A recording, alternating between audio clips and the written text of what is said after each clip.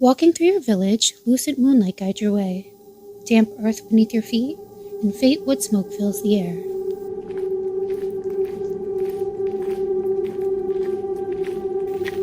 On this night, trees fall silent, lungs tighten, each step taken with bated breath.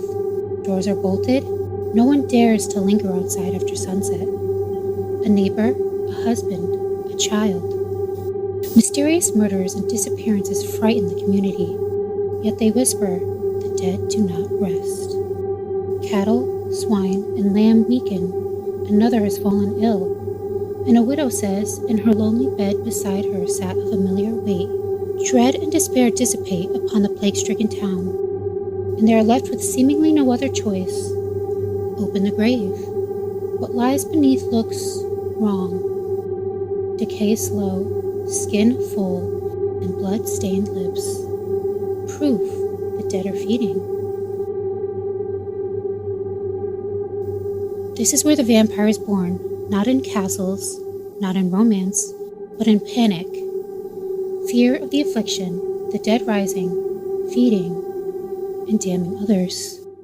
I'm your host, Melissa Nunez, and welcome to Ken the Cryptic, your source for all things strange, spooky, and unexplained. Early vampires were more mystery than fantasy. The terror was real, not beautiful, not seductive. There were no velvet capes or mortal poets. It was a fate far more disturbing, the dead, ravenous. Those who looked like me, like you, like someone you knew. Early vampire legends took shape in Eastern and Central Europe between the 17th and 18th centuries in regions that are now known as Serbia, Romania, Bulgaria, and Greece.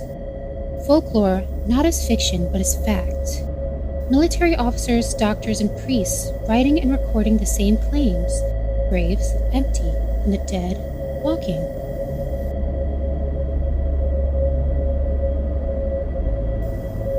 Sickness swept through villages, creating a familiar pattern, a death, another falling ill, and then another, and then another. Parted visit, lingering by bedsides, children and animals weakening and wasting away. Who's to blame? The dead returning. If spotted, what was familiar was a shadow, alive and void of vitality. The answer was clear and drastic. Open the graves. Clotted soil clings to snarled tresses, while beetles and worms scurry across pale, icy skin. Like the testimonies before, they witnessed decay interrupted. Modern science offers evidence to the contrary. Decomposition took hold. Gases swell, fluids seep from the mouth, muscles relax, eyelids fall partially, drying the surface. But these aren't modern times, and that cold stare meant they had proof. Validation for those who encountered these abominations. Now the ritual begins. By staking the heart, removing the head, and burning the remains, they stop the cycle and save the last of their community. Entire villages participated, desperate but determined. The vampire wasn't a story, it was an outbreak. Before germ theory, the only thing that seemed contagious was death itself. Suddenly, the idea of a murderous corpse seemed strangely logical. However, tuberculosis was to blame. In its grip, victims grew pale and thin, coughing up blood, then in sequence, a family member, a friend, a neighbor would all fall ill. Communities could only watch in horror, the dead draining the living. Vampires helped them understand the unexplainable, giving shape to fear. And long before bloodthirsty heartthrobs, vampires appeared much like this, something closer to a curse than a character. This walking violation took shape in Talaba the Destroyer, written by Robert Southey, a world shaped by sorcerers, fate, and the friction between the natural and unnatural, following the hero on a quest against the dark arts. And the ghoul? A consequence of corrupted mortality, defined by contradiction, a grave-dwelling, lifeless wretch. Animated and active, a creature who lacks mystique. It exists to rise and to feed. Feared, not because of the unknown, but because it is known all too well. A man laid to rest is suspected of rising again. Bound to a tomb, he is tied to his grave. There are no theatrics, no warning. The threat is quiet, creeping, and undeniable. Illness and death follow in his wake, and suspicion turns toward what lies beneath the earth. And when it appears, it is already too late. It must be found, dug up, and destroyed. And similar to the villagers, there must be no hesitation. Decay made animate, a reminder that death, when disturbed, becomes something abhorrent. Time drew on, the vampire evolved. No longer a walking corpse, they were refined, cunning, and dangerous. In the earliest 19th century, the turning point came with The Vampire, penned during a famous ghost story competition at Lake Geneva by physician Jonathan Polidori. It introduces a new kind of monster, Lord Ruthven, dignified, charming, deadly. No longer lurking in graveyards, this vampire belonged to high society, seducing, manipulating, and hunting. Within candlelit ballrooms, gilded cottages, and smoky clubs, a charm, allure, and delicious mystery that changed everything. Ruthven was the ideal aristocrat, debonair, fair-skinned, and cold, keen eyes that drew some in and unsettled others. When the man turned monster, he wasn't frenzied but deliberate, with an unnaturally still expression and a fixed, vulturous stare. Still bloodthirsty, still murderous, still undead, but now add desire. Warm breath against bare skin, teeth sunken into flesh, blood taken and given, a fervid, wanting hunger, but hunger nonetheless. It was more than murder. It was a metamorphosis. It was possession. It was power. A heart-stopping terror replaced with lust.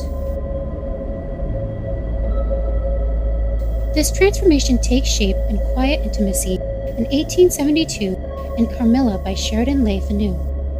There is no fury, rather warmth, persuasion, and an all-consuming craving for closeness. The monster lingers, is affectionate, and almost tender. There is nothing simple about this assault. It is confusing, layered, pain mingled with something softer, something dangerously close to pleasure. Carmilla expresses a devotion, blurring hunger and affection. As Carmilla says, "You are mine, you shall be mine, and you and I are one forever." The vampire doesn't merely take life. She shares it, claims it, entwines it with her own. Here, the bite is not an end. As Laura recalls, I felt as if two needles ran into my breast, very deep at the same moment. I cried aloud and awoke with a scream. Like most ancient tales, the vampire legend matured, given a voice, and eternal lives marred by loneliness and regret. As Louis said, I wanted to be human. Even knowing what humans are, I wanted to share their feelings and their warmth, but I was a vampire, and that was my damnation. In the late 20th century, Anne Rice portrayed immortality not as freedom, but suffering. In novels like Interview with a Vampire, she dared readers to imagine the gravity of living forever. As Louis observed, the world changes, we do not. That is the irony that kills us. Everything we knew fades away, and we remain. Loved ones aging and dying, civilizations rising and falling, eternal hunger, insatiable and intolerable. To this, Louis says, "The hunger was always there. It never left me. It returned again and again. Each one a beautiful tragedy, immortality, and endless isolation." And inching further through time, contemporary stories like Deborah Harkness's The Discovery of Witches pushed even more boundaries, humanizing the demon, woven into shadows, hidden societies, political systems, and supernatural hierarchies as scholars, warriors, and lovers, embodying centuries of knowledge and power. As revealed by Diana Bishop, weak creatures have all but disappeared, hiding in plain sight, fearful of discovery. But even the most modern allegory centers the inevitable, unending hunger. Such as when Matthew Claremont warned Diana, "You persist in this romantic vision, but I have a taste for blood." Because even in grandeur, the drive is still ancient, primal, and tied to blood.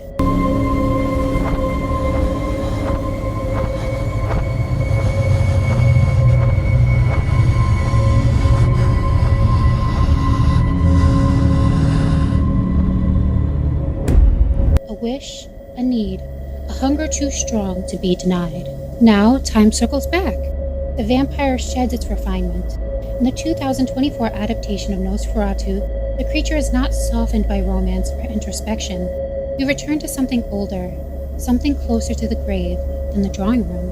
Inspired by the original 1922 film Nosferatu, A Symphony of Horror, this version resurrects the idea of the vampire not as a seducer, but as a presence, a contamination, a creeping inevitability. Count Orlok is not charming.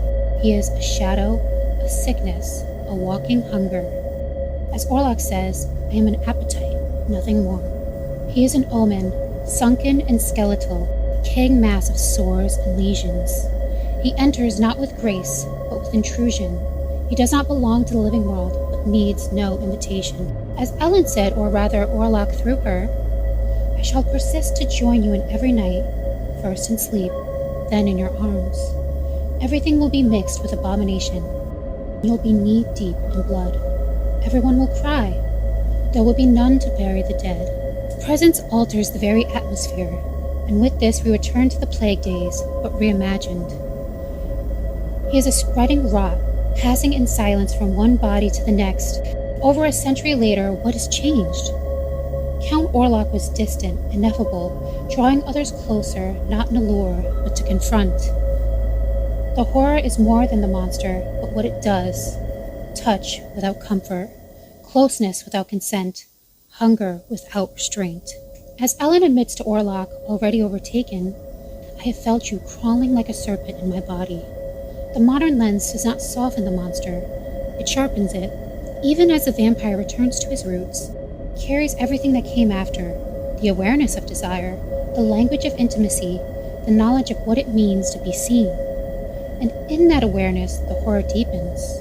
Not because the vampire has changed, but because now we understand it. So why has the legend survived? The answer is simple. Vampires represent deep obsessions amongst humanity, death, and how to beat it. Humans are all too aware of their ultimate demise, but the vampire offers an alternative. Life without aging, without disease, without an ending. An endless starlit night. The price? Humanity, by becoming a predator, a parasite. The tension between terror and desire keeps people wanting more. Part of us may recoil from the vampire, while another is deeply curious. What would it be like? Somewhere by a crackling fire, friends go around sharing dark tales, and one will tell of vampires. Not because the dead ride, but because the legend awakens something primal, the fear of death, and the dangerous idea of living forever. And if vampires lurk in darkness, ravenous, waiting, and watching, they may live long enough to see their story change. Us, on the other hand, may live just long enough to lure the immortal out of the shadows. When faced with evil, they may ask, what would you give to live forever? Thanks for tuning in on another episode of Candidly Cryptic. If you enjoy all things strange, spooky, and unexplained, please follow for more.